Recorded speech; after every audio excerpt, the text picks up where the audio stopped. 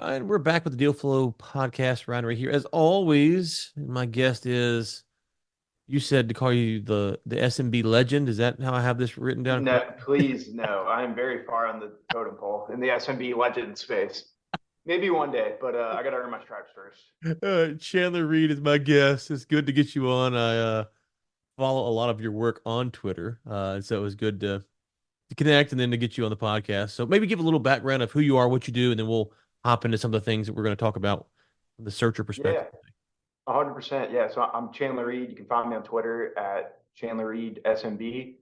I have a pretty backward story compared to most searchers, where you read the books, you listen to the podcasts, you learn about searching, you go out and do a search, and then you buy a business. Where I kind of fell into this pretty much backwards.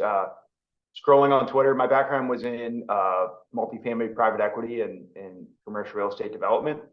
Um, was surfing on Twitter one day and then found an opportunity to buy basically a vendor that serviced multifamily apartments. Bought it 3 months after I found it with both, my current business partner, Sam Rosati, who y'all might know off Twitter, he's the SMB legend. We're talking SMB legends, and then one of my mentors in the multifamily industry. We bought it together. And then through Sam, I kind of discovered this whole ETA community. I had no idea that it even existed. Didn't even know what SMB stood for, what an ETA stood for. But I kind of bought the business and then started learning about the space and kind of fell in love with it. And this is where I'm hoping to hang my hat, until the day I retire. So that's me in a nutshell. Yeah, it's been interesting because the previous company I worked at and bought and sold, there is we worked in the oil and gas space, but what we did, it was an SMB, but it was really more geared towards working for big, large corporate clients. And so it never really felt like Twitter was I enjoyed Twitter, but it wasn't really a home for what I was doing. And so getting into after I sold that company and started this company, I've gotten to where I'm more active on Twitter now and trying to figure out the algorithm, but also appreciate some of this community, which is I've been working for SMBs my whole life, but also never really connected with a lot of people that were doing that. So it's a great community on Twitter if you're not on there or X or whatever we're calling it these days. Okay. Uh, Yeah, I love it. Yo, it's great. It's great. A lot of great people, and I'm on. We do some real estate stuff, so I'm on real estate Twitter some too, but the SMB Twitter I think is probably a little better, but whatever. Mhm. Okay. So one of the things I want to talk to you about now, maybe unpack what you have a boot camp. Let's talk about that for 30 seconds. What you do with searchers at a little bit more in depth level. Yeah, exactly. So Sam had been running basically these in-person boot camps here in Tampa, Florida, of which my exposure to them started as being a case study. Granted, my deal was not very repeatable, so I'm no longer doing the case studies because I found my deal off Twitter. I wasn't searching anything like that, so it's kind of hard to kind of replicate what I did. But Sam had been basically running these boot camps in person for 2 years here in Tampa. Basically, can take anyone from a zero by the time you leave the boot camp, probably brings you up to a seven. And next Monday, we had some people that were quitting their jobs, going to search full time, or working a job searching. But basically, the whole impetus of the boot camp is to get anyone who wants to go buy their own business one day, show them the right way to go search, uh, tie up, and then close on SMB. Any deal size you can think of, any industry you can think of, anywhere in the United States you can think of. So that's us in a nutshell. Okay. I just released a book. I'm writing my next book on how to do this. I might have to ping you offline for some biggest Yeah. mistakes because I'd love to get your input on that. So where we come in, right? So what we do is we work with either sell side or buy side, and we go find off market deals and Mhm. a seller that wants to sell, and then we put them in the front of who they want to talk to. Now you rightfully sometimes I think beat the drum against going after off market deals, and sometimes I think maybe you overstate the case. It is Twitter, so Yeah, there's no room for nuance, and so I totally get it. exactly. Let's talk about that because I do think you bring up a very good point on some of the when you're talking about off market deals and kind of how it's flashy and it's romanticized. And obviously, we market ourselves as finding off market deals, but Mhm. it's like anything else, right? There's pros and cons. So let's talk about from your perspective, a first time searcher and then a second time searcher maybe in off market deals and what they should be leery about in that space. 100%. So for the first time searchers, the reason we kind of bang the drum on finding broker deals is time as a self-funded searcher is of the absolute most essence. You didn't go raise money to pay your salary for, whatever, 2 years while you go trying to find a deal. It's pretty much primarily your savings that you built up. And then a lot of people are quitting their jobs, so they need to go find deals fast. Why we point people towards the brokered channel is because brokers have the most actionable deals. Not only the most actionable in the sense that, hey, the seller has raised their hand, hired professional help, willing and able to go sell their business. But number two, on the closing side, anyone can find a seller that says, hey, I'm willing to sell, but then all of a sudden, pricing expectations are often way too high versus what's market. And then finally, the kind of due diligence piece of it, you start blowing up a seller. Hey, let me get your past 3 years of tax returns. Let me get your customer concentration list. They're going to be sitting there like, what the hell is all this?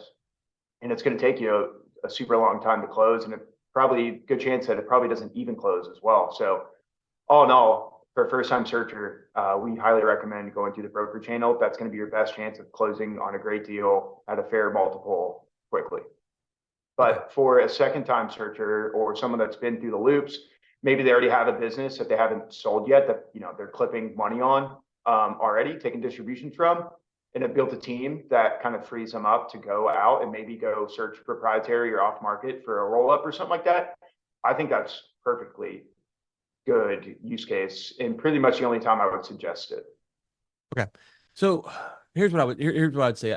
I do think that a lot of things that you say, I definitely agree with. One of the things that we found with searchers is part of the problem that they come into if they're doing their own searches, they can't generate enough deal flow to even get enough hacks at the plate. You know what I'm saying? Like they're not going 0 for 4 on a 9 inning game. They're going like 0 for 1 and they got pinched hit in the second inning and they're on the bench. And so part of the problem if you're going at it on your own, you're not going the brokered route, is you're just not getting enough looks. And looks, as you know, it's can me and this person get along? What's their valuation? And you need to do that several times. First time, yeah, you walk in and it's a home run. Okay, that's the Cinderella story. But you really need swings at the plate, and I think that's part of what searchers struggle with is they're not really good at lead gen because it's a lead gen opportunity at that point, right? And they're not really good at lead gen, and they don't have the time, they don't have the tool set or the tech stack. They can't really do that, and so I think that's where it leaves them kind of out to pasture. So that's why I'm always like, well, I agree, but if they could master the lead gen portion, they could get more hacks to the plate. I think that cuts down some of what you said, but it doesn't fix the back end. Mm-hmm. Yeah, 100%. So yeah, so I mean, for us, I think basically during our boot camp, our kind of heuristics, if you will, I'm like, you're probably going to need to look at 100 deals to even one identify like what a good deal is for you, and then number two to even get to, of those 100 deals, you might have 3 signed LOIs, 2 of which are probably going to fall through. So you really need to look at, I would say, at least 100 deals pretty thoughtfully to get to that one signed deal. So it is definitely a volume game. Yeah, and so that's where I go back. Okay, well, you find 100 brokers who have deals in your space. That's where it becomes tough. And I don't know the 100. Yeah, I get you saying the 100 thing is. I mean, we've got a deal right now in Atlanta that's if it closes. Oh gosh, it's gonna be one of those like Cinderella deals. So I'm not gonna talk Yeah. about the podcast, but it's one of those things like surely this is not gonna go through. Mhm. And we get plenty of them that were like, hey, this is a $17 million company with a $3 million EBITDA. It falls apart in the last second. So yes, that's Mhm. there's a lot of bar stories around deals that have fallen apart in the SMB community, right? Oh yeah, many such So cases. yeah, okay. So second time, and I can just tell you from working with first time searchers and second time searchers, the second time searcher, to your point, obviously, if you're going to retain someone like us or a buy side broker or whatever to go do the work, you got to pay for that. That's not free. And the Mhm. stress is a little bit different. Whereas, a corporate client retains us. They're like, oh, yeah, let's call us when you find something. It's totally different.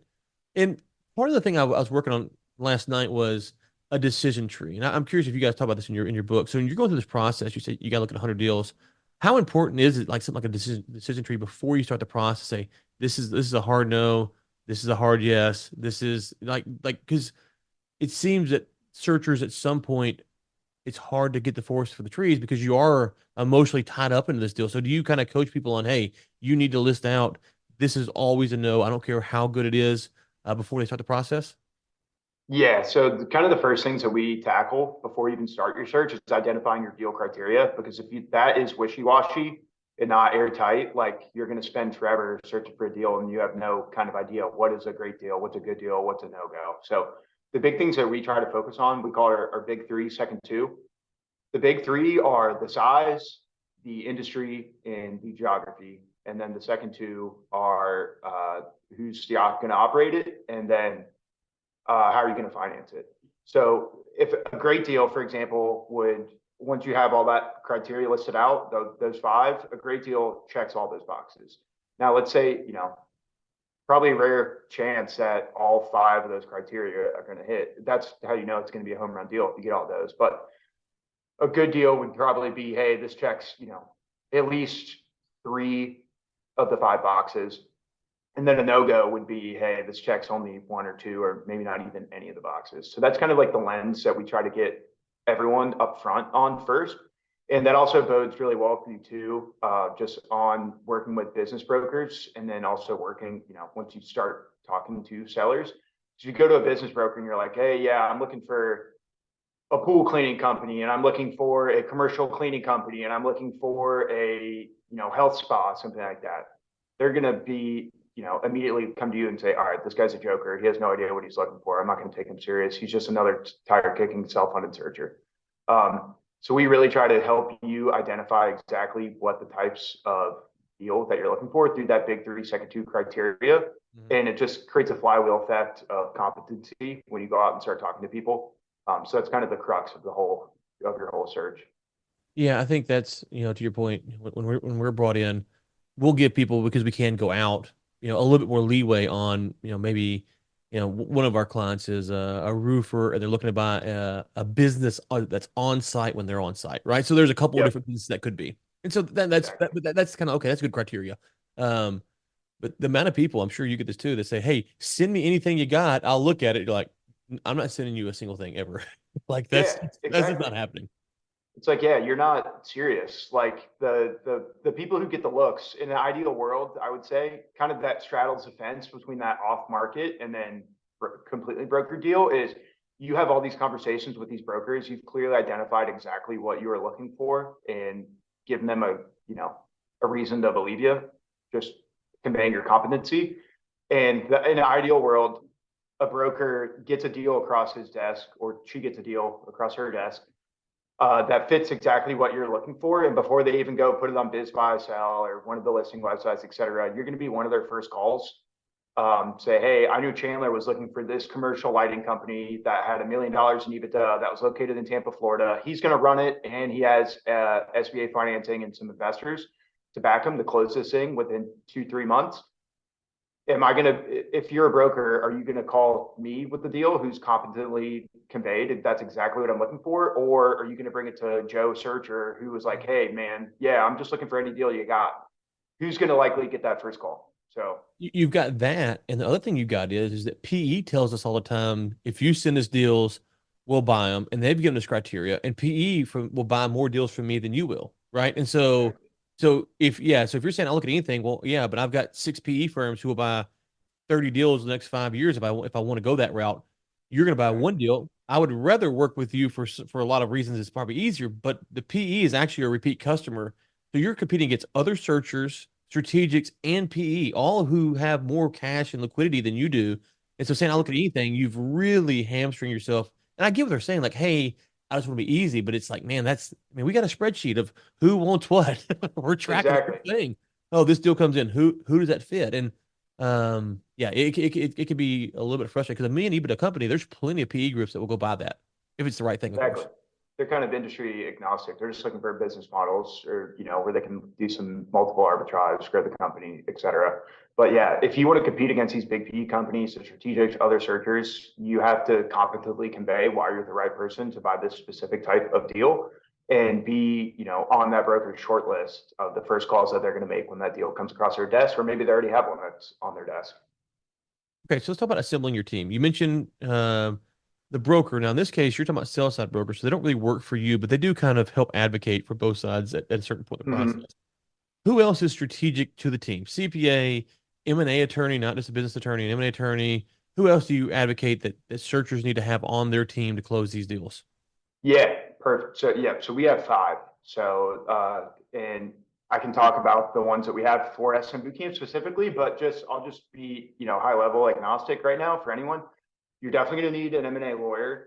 If you're going the SBA route, you're going to need an SBA lender. Now, there's also a lot of the loan brokers that are popping up these days who do great service, but I would always recommend, if you can establish a great relationship with an SBA lender, to go in direct. I would always recommend that as your first route, and then leveraging the loan brokers as kind of a last resort option.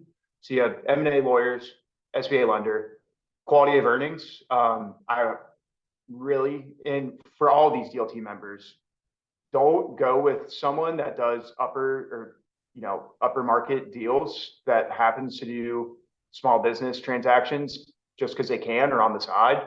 You're not going to get the dedicated time, attention, and resources that you need. Same thing with, if you find a deal that a real estate broker, there's some jurisdictions like Florida where you can be a real estate broker and legally sell businesses. Not saying to avoid those completely, but it's going to be a pain in the ass to work with them because that's not what they do on the day-to-day basis. Everyone that you want to be involved with on your deal team vendor side, also on the listing broker side, you want these people to live, eat, and breathe small business transactions. It's going to be a way easier transaction for you, especially as a first-time searcher. So we have the M&A lawyer, we have the SBA lender, we have quality of earnings, we have M&A tax, and we have insurance.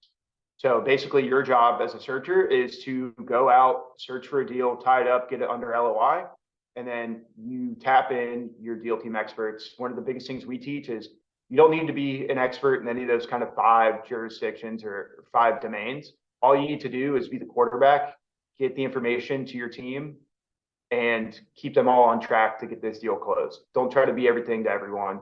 You just need to be the quarterback and facilitate the transaction. Mhm.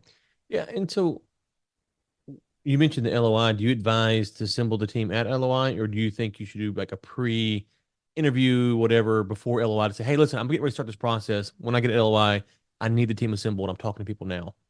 Yeah, so 100%, I would say, as to be thoughtful about it, 100% like have an idea of maybe have those conversations up beforehand. And then there's some people that you might start engaging pre-LOI, right? Like, especially the lawyer, maybe they're going to help you construct that LOI.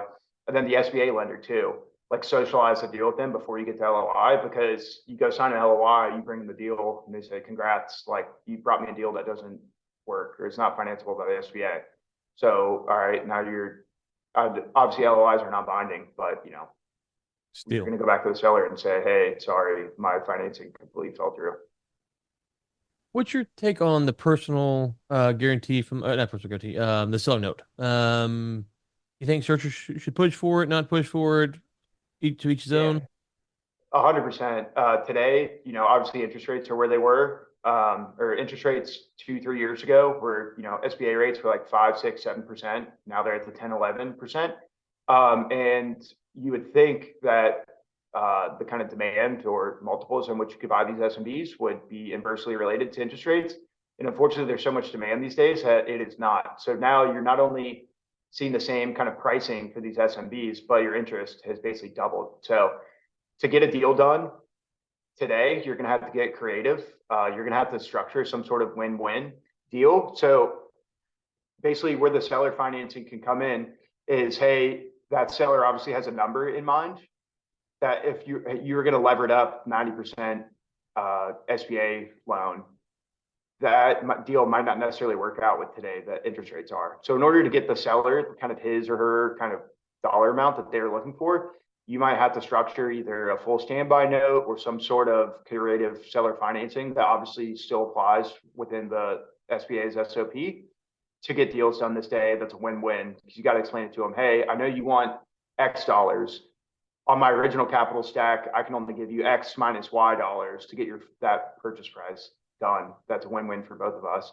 If you want to get that X dollars that you're looking for, we're going to have to structure it with some seller financing in, or else this deal doesn't work. Mm. Okay. Let's talk about the another Twitter debate I see. I don't know if I've seen you weigh in on this or not. Buying a job versus buying a business. And to me, started running a family-owned business at 22, bought it and sold it.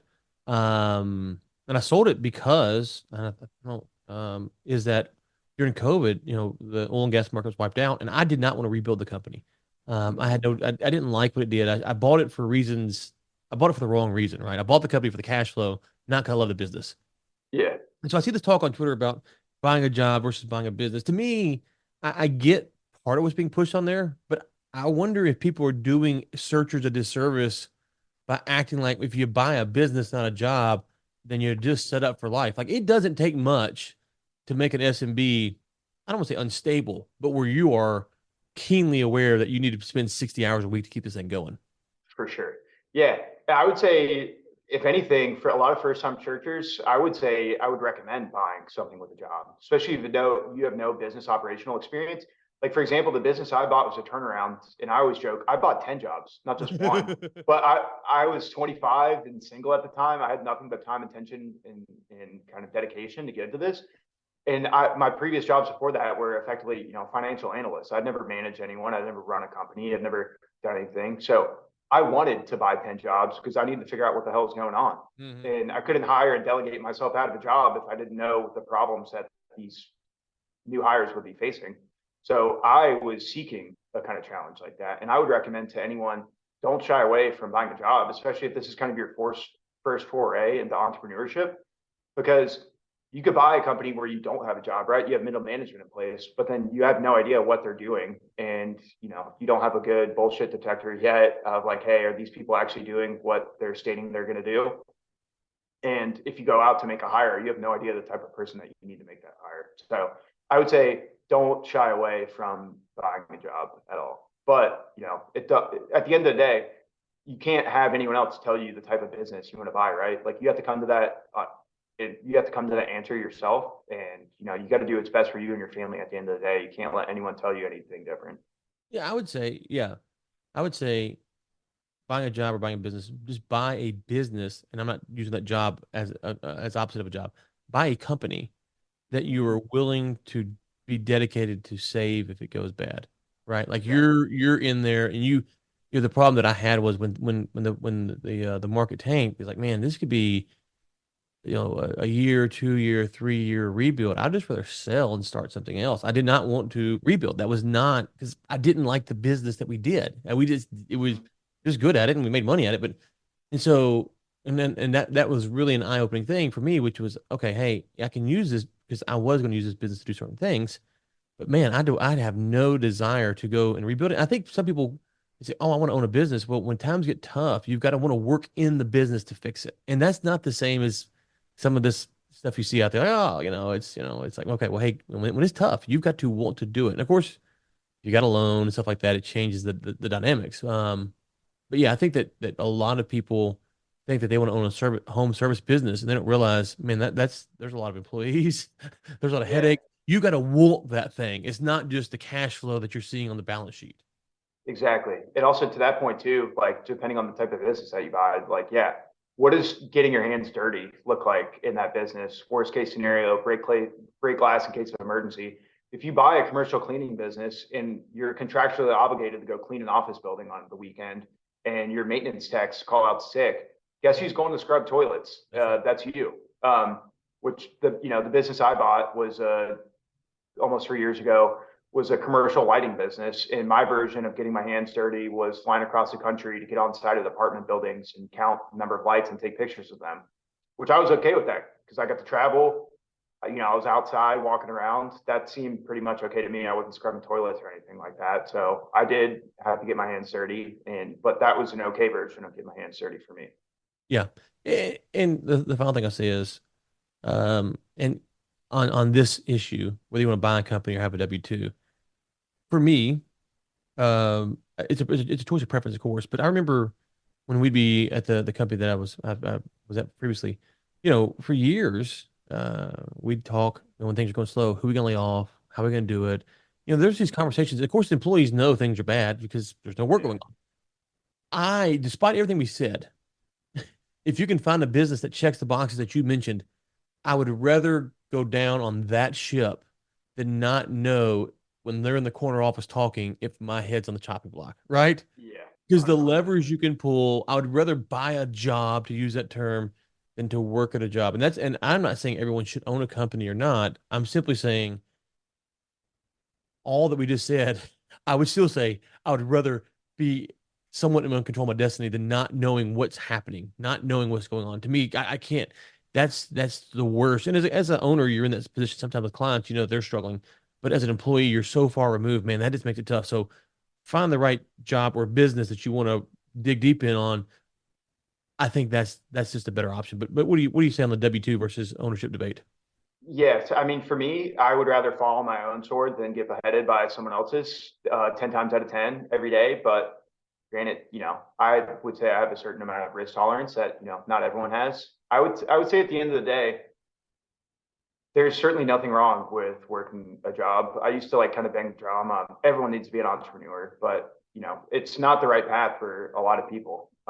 Again, same thing that we teach when you're going to buy a business, like forget what it looks like in Excel. You got to really make sure that you are going down the right path or buying the right business that is great for you and your family's, future goals.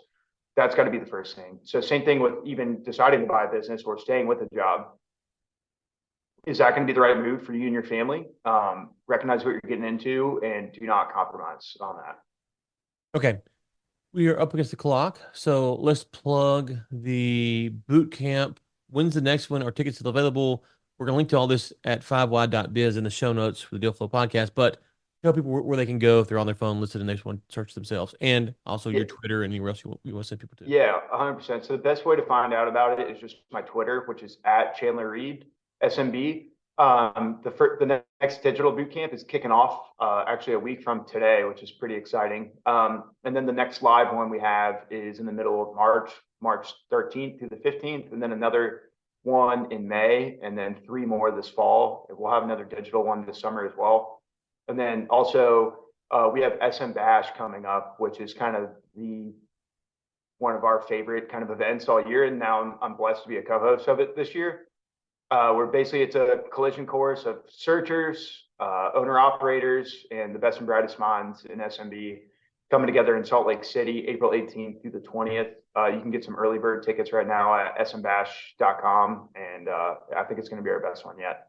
Oh man, I teach at my kids' school. I won't be teaching there next year, but I teach this year, and so I've had to miss a lot of these conferences. I'm like, oh man, I love teaching, but next year I'll be able to go to more of these things, and I'm excited about that. This podcast, just so the listeners know, he mentioned a week from Tuesday. That is January 30th. This is expected to drop January 31st, so that will have already been started when this comes out. So March is probably the next time for them to hop in. Just for a little, Exactly. just for a Yeah. little Check note out on the March. timeline there. Yeah. Yeah. Check out March live boot camps here in Tampa. And then the next live one will be in May here in Tampa. And then the next digital one is going to be starting sometime in summer. So, Well, as I told you before, I'm trying to convince my wife to move to Tampa, so I might yeah. just slide down to. I don't. I can always learn more, right? So just come down to a boot camp and give me a good reason to maybe start house shopping or something down there. Yeah, exactly. Just come and hang out. We'd love to have you. Yeah, and I think we got plans to go to the World Cup together in a few years. We talked about on Twitter, so Yeah. we're gonna do that for sure. Chandler, it's Awesome. awesome. I love your content. Keep putting it out, and thanks for coming on the show today, brother. Yeah. I think the same about you, Ryan. Appreciate you for having me.